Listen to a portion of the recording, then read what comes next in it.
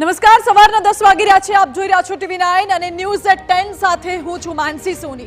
મોટા સમાચાર રાજકોટથી મળી રહ્યા છે, જે સાતમ આઠમના લોકમેળાને લઈને TV9 એ SOPના પાલન અંગે એક અહેવાલ પ્રસારિત કર્યો હતો અને TV9ના અહેવાલની અસર પણ જોવા મળી રહી છે. SOPની રચના બાદ પણ મેળામાં લોક સુરક્ષા મુદ્દે આંખ આડા કાન કરવામાં આવ્યા હતા તેવો ખુલાસો થયો હતો. આ દ્રશ્યો પણ આપ જુઓ, જ્યાં કોઈ પણ પાયા વગર એમને રાઇડ્સ ઊભી રાખવામાં આવી છે. TV9 એ અહેવાલ પ્રસારિત કર્યો, જે બાદ રાજકોટ તંત્ર એક્શનમાં આવ્યું. SOPના પાલનને લઈને તંત્રએ સખત વલણ અપનાવ્યું છે. SOPના પાલન માટે રાઇડ્સ ધારકોને સ્પષ્ટ નિર્દેશ આપવામાં આવ્યો છે. SOPના પાલનમાં કોઈ પણ પ્રકારની બાંધછોડ કરવામાં નહીં આવે. તમામ મંજૂરીઓ હશે તો જ રાઇડ્સ શરૂ કરવામાં આવશે તેવું પણ કહેવામાં આવ્યું છે. તંત્ર દ્વારા ફાઉન્ડેશન, NOC સહિતની તમામ મંજૂરી જરૂરી છે તેવું વલણ તંત્રએ અપનાવ્યું છે અને SOPનું ફરજિયાતપણે પાલન કરવાનું રહેશે રાઇડ ધારકોએ.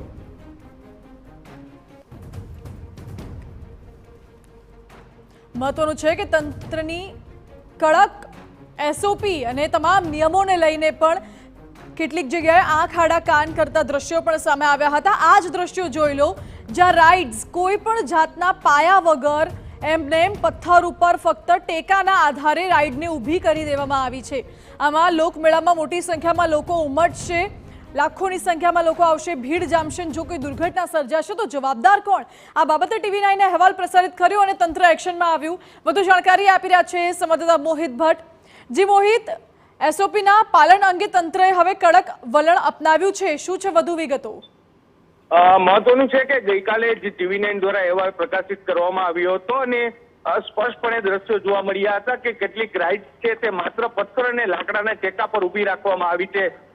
જ્યારે જે મેળાની જાહેરાત થઈ અને ત્યારબાદ SOP બહાર પાડવામાં આવી, તેમાં ફાઉન્ડેશન છે તે ફરજિયાત હોવાનો જિલ્લા કલેક્ટર દ્વારા દાવો કરવામાં આવ્યો હતો ને તમામ SOP છે તેનું ચુસ્તપણે પાલન કરવામાં આવશે તેવી વાતો કરવામાં આવી હતી. પરંતુ જમીન ફળદ્રુપ છે કે પથરા છે તે અંગેનો રિપોર્ટ આવે તે પહેલા જ રાઇડ્સ ધારકોએ પોતાની મનમાની ચલાવી અને આ રાઇડ્સ છે તે ખડકી દીધી હતી અને તંત્ર પણ મુખ પ્રેક્ષક બનીને જોઈ રહી હોય તેવો ઘાટ છે તે ઘડાયો હતો. જોકે ગઈકાલે TV9 એ અહેવાલ પ્રકાશિત કર્યા બાદ ફરી એકવાર તંત્ર છે તેમના દ્વારા રાઇડ્સ ધારકો સાથે બેઠક કરવામાં આવી હતી ને તેમાં સ્પષ્ટપણે નિર્દેશ આપી દેવામાં આવ્યો છે કે જ્યાં સુધી સંપૂર્ણ SOPનું પાલન નહીં થાય અને NOC નહીં મળે ત્યાં સુધી એક પણ રાઇડ્સ છે તે ચાલુ કરવા દેવામાં નહીં આવે.